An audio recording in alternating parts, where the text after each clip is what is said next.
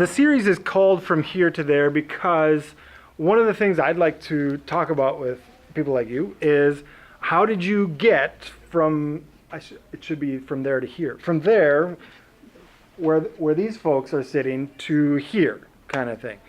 So let me just ask you, when you were in high school, and I know a lot of you are older than just coming out of high school, but when you were in high school, what kind of life did you imagine for yourself? Well, I guess the most honest answer is I didn't really give it a lot of thought at that time. I would say that I was probably, well, I actually was a below average high school student. The few times I made honor roll, it was pretty surprising, I guess, and also something I was pretty proud of, but academics weren't really my focus at the time. I was more caught up in, social activities and extracurricular things and sports and stuff like that.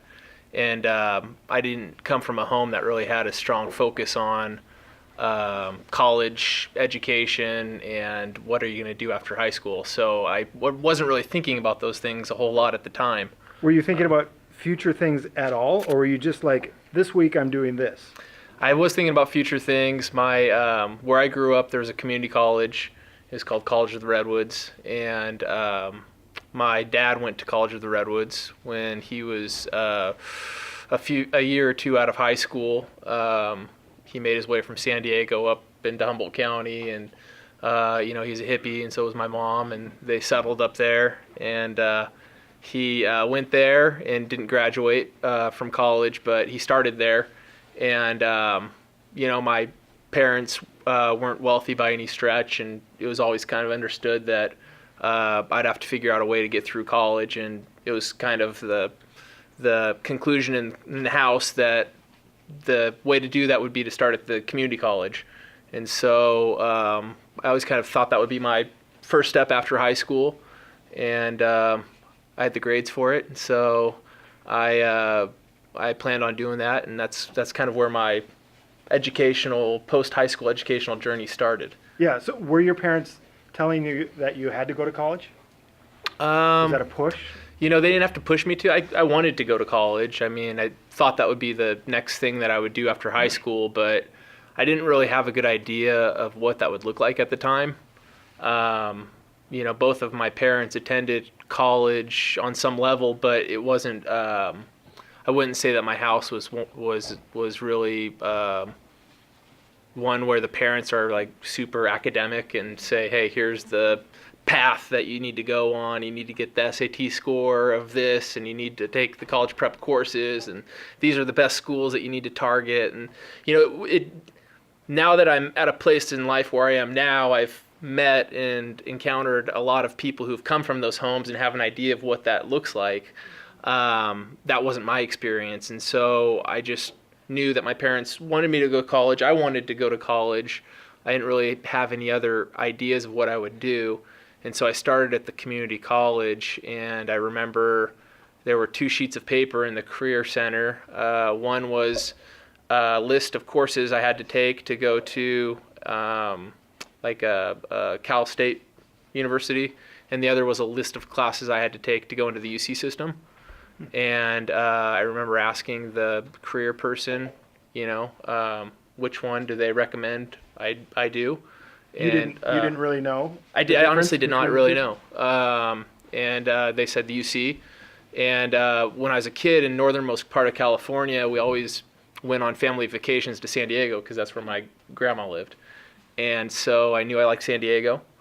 And ends up there was a UC school in San Diego.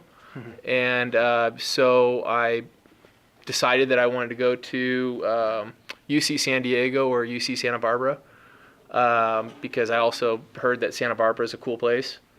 I'd never been there before, but they had some brochures and stuff. I was like, that wouldn't be a bad place to go to college. But ultimately, I thought that San Diego was a better fit because my family's from there. And so I just kind of said, hey, I'm going to do this track to get the units necessary to try to transfer there. And when I started at the community college, I actually started in a level of math and English that was not college level. I took I had to take kind of a, whatever you want to call the course, remedial level of English and math in my first semester to get up to the college level, and I was still able to cram in as many units as I needed to get it all done in 2 years. Can I just ask a question about that? So you, at that point, did you realize I'm taking a remedial English because my English isn't even up to college level where it should be, and my math isn't up? Did that affect you in any way? Your self-confidence, your vision for yourself about what kind of career you could follow and could not follow? No, not really at the time. Quite a few of my friends were in the same class with me, so I just kind of felt like that's where we ended up because we didn't really prepare to be in another type of class, I guess, when we were in high school and before that. Just to give you some context, my hometown has about 1,000 people in it. I mean, very small. In the high school I went to was a feeder high school for about 5 surrounding elementary schools and a junior high, and my graduating class was probably about 100 to 150 people. And so it was a small area and a lot of fishing and timber industry folks, and my dad was in the timber industry. He was I guess a lumberjack, you could call it. And so it just wasn't really an environment where, like, I know in Southern California you've got a lot more programs for AVID program or AP, college prep classes. There wasn't a whole lot of that where I grew up. So the comparison of where I was to, people who were on that type of a track wasn't really as obvious to me. It wasn't really something I was thinking about as much. But I knew I wanted to get out of that community college system, and I knew I wanted to get out of my hometown because, just looking around, the folks that were staying back, I remember having the thought, wow, I'm looking around and the folks that are here still and didn't go away to college aren't really like the people who I really saw going down the right path, I guess you could say. And I knew I didn't want to just spin my wheels and be in that same town forever. I wanted to go out and experience other things. And so I did see the next step after the junior college as being my opportunity to do that. So at some point in there, in community college, you found some drive, and maybe it came from even when you were in high school, looking around saying, I'm not staying here. I'm going to go places, somewhere other than here. So you found some drive, some point in your future out there that you wanted to drive to, and you picked a path almost at random with UC or states, the CSU system. At what point, you must have found yourself at a point where you had to really knuckle down and become a better student. I did. Because in high school you said you weren't a great student. Yeah. If you go to law school, you have to be admitted to law school. Right. So you have to have good grades just to get into law school. Yes. So at some point you had to make a decision. I did. What was that point like? So shortly after high school, actually, this kind of ties into my testimony a little bit because it was right after high school that I got saved and I started reading the Bible. And prior to that, I wasn't really an avid reader at all. I wasn't an avid reader at all. I didn't read for fun. I didn't really enjoy reading necessarily. But when I got saved, I started reading the Word. And, the Lord was really speaking to me and doing a lot in my life at that time. And I just couldn't put the Bible down. It was the first time I'd ever really felt like God was talking to me through the Scripture. And I was just like page after page, just couldn't get enough of it. And what do you remember? What Old Testament, New Testament, what book or anything like? So this shows you how little I knew about Christianity. I started the Bible on page 1, and started in Genesis. And it wasn't until I was probably in Leviticus? Yeah, probably in Leviticus. Honestly, I probably was. When a guy in my church, very small church, came over and said, "Matt, you've been reading the Bible?" I'm like, "Yeah, like every day. I can't put it down." He said, "Oh, what are you reading?" And I said something like, Leviticus or whatever. I showed him, where I was. He's like, "Oh, have you read the New Testament at all?" And I was like, "Oh, I don't think I have that one. I just got this one right here." And so he flips in the, "Oh no, this is where it starts." So that's where I was at about 18, when I was about 18 years old.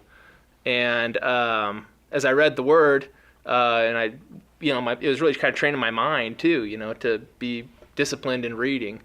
And it kind of opened up my mind really to other things outside of the Word. I was in my classes, astronomy class. Wow, let's learn about the stars and the galaxies and what God created. Or my science class, let's get into biology and figure out wow, it just kind of gave me a new lens to see the different subjects I was learning and to appreciate where it came from and with greater significance.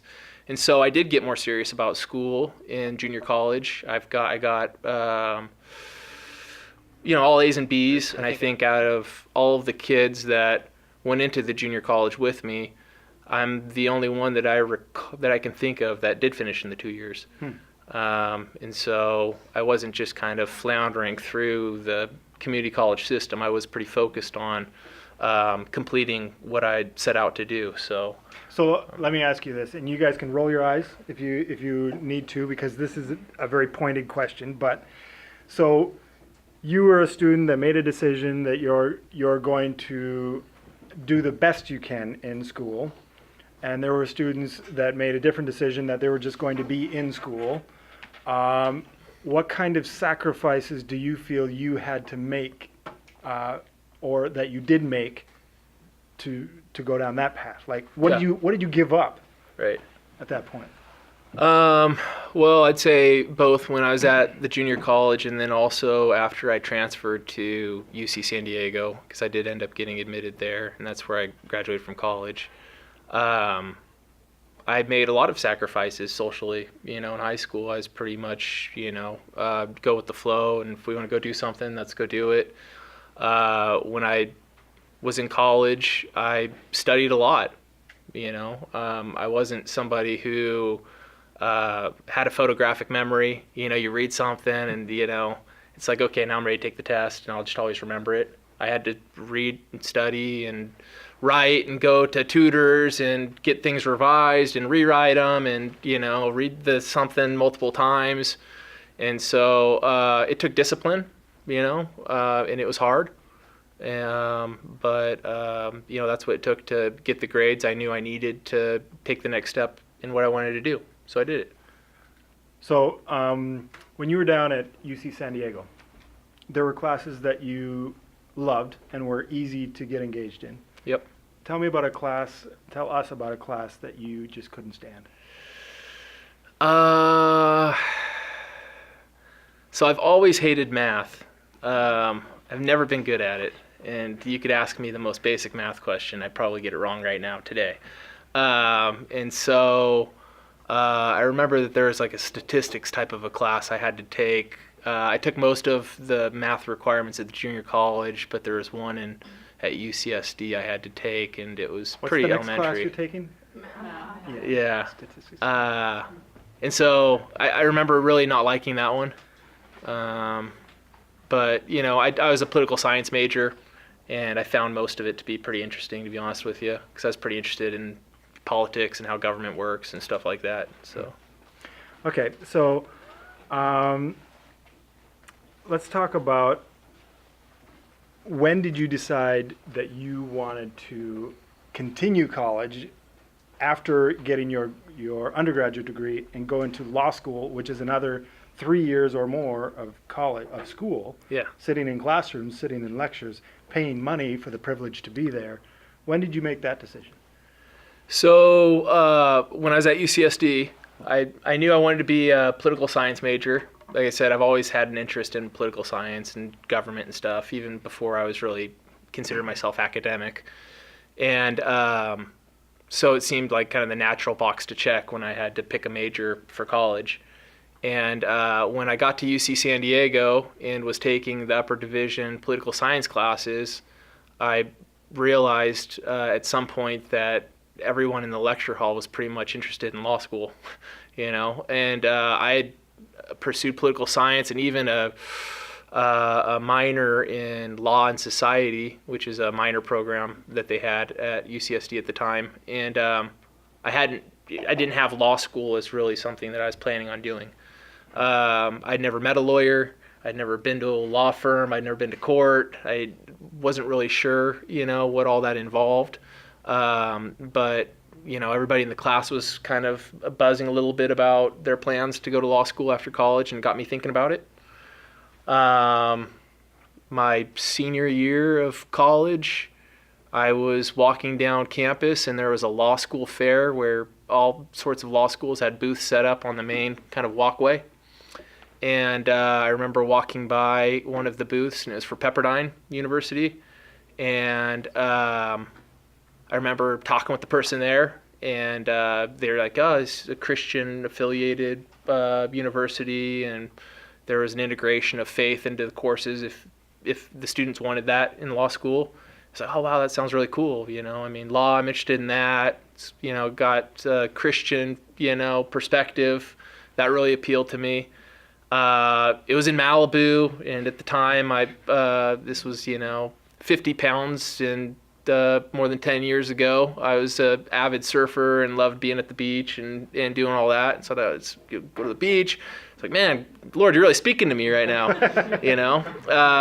And so I took a pamphlet, and I was like, oh, I think I'm gonna go to law school at Pepperdine. And I hadn't taken the LSAT, which is the admittance test, for law school at that point. Didn't really know what that involved. And I was in a used bookstore, and I saw a study book there. And so I bought it, and I was studying out of that thing, and I took the test, and I didn't get a very good score.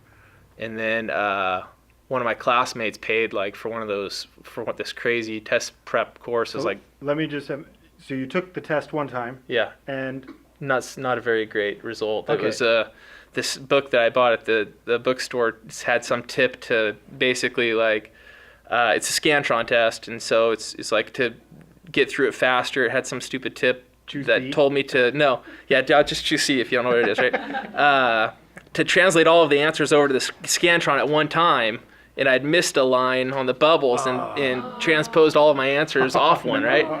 So then I realized it, and I'm scribbling it, and I'm ripping the page, and it's just like a total nightmare, and I wasn't that prepared anyway. And so a classmate of mine in San Diego had gone through this program. It was like a couple $1,000 probably at least to have a test prep course. And she gave me all of her books, and I remember it was this pile of books. And I remember sitting in the library and just erasing all of her notes and stuff out of all of them, just shreds of eraser all over the place. And I studied for it again and took the test and applied. And I applied to Pepperdine and to two other law schools, UCLA and Hastings. And I got put on the wait list for all three. And the wait list is not accepted. The wait list is not accepted. It's basically your application's interesting enough to not reject you, but not, basically good enough for us to say, you're a shoo-in. And so just a couple kind of random things about my story from there to here to there, however we're calling today. When I graduated from UCSD, I wasn't sure what I wanted to do next. I went to Mexico City for a summer. I did a summer missions project down there, and then I had applied to do a White House internship, and I did that the following academic kind of semester after that summer when I was done with school. So I was in D.C. for a while. Then my law school application was in, and I was waitlisted, like I said. And before at some point I was driving up the coast, and I stopped by Pepperdine, and I took a campus tour, just randomly. I was walking around, and there was a student there and said, hey, I could give you a tour. And I told him I was waitlisted. And he said, oh, let me introduce you to somebody. And he was an academic dean. And so I got the guy's email address. And a couple of my buddies from college had planned a trip to go over to Europe to go backpacking for a while. And I I'd saved up enough money to buy a ticket and go with them. And so I was backpacking in Europe and sending emails to the guy at Pepperdine. Anything change? Anything change? No, no, no. He basically told me that the wait list was basically as good as being rejected because they hadn't taken anybody off the wait list for a few years at that point, because they had offered more offers for admittance than they had seats for, knowing that not everybody would accept, the offer to the law school. And so I came back from backpacking with my buddies for a while, and I was kind of floating around San Diego. I was teaching surf lessons in La Jolla, and I missed a call on my cell phone and checked the voicemail, and it was the admittance lady at the law school, and said, hey, somebody decided after the first day of orientation that they didn't want to go here, so we have an open seat if you'd like to come. If you call back in the next 45 minutes. So I went to my boss and said, guess I'm going to law school. And I drove up from Oceanside to LA and called my aunt who lived in Van Nuys in the Valley and said, "Okay, can I crash at your place for a while?" And she said, "Yeah, no problem." And the next day I started law school. So totally unconventional, totally not the way that most people go through higher education. But this is part of my story. Life squiggles sometimes. Yeah. There's a ton more questions I have Sure. to ask you, but we have to be done in like 3 minutes. So Okay. I just want to ask you guys, anybody have any questions for? How did you open up your own firm? So, Did you decide to, or yeah. did you actually do that? right. I when I graduated from law school, I got recruited to work as an associate, kind of entry-level position for a law firm here in Riverside. And I worked as hard as I could. And when there was a down recession, down economy in 2008, a couple of the owners of the firm I started with split off and started their own firm and took me with them as their grunt, I guess you could call it. And I continued to work as hard as I could, and an opportunity opened up for me to join them as an owner. And so I transitioned from being an employee to an owner of the business with them.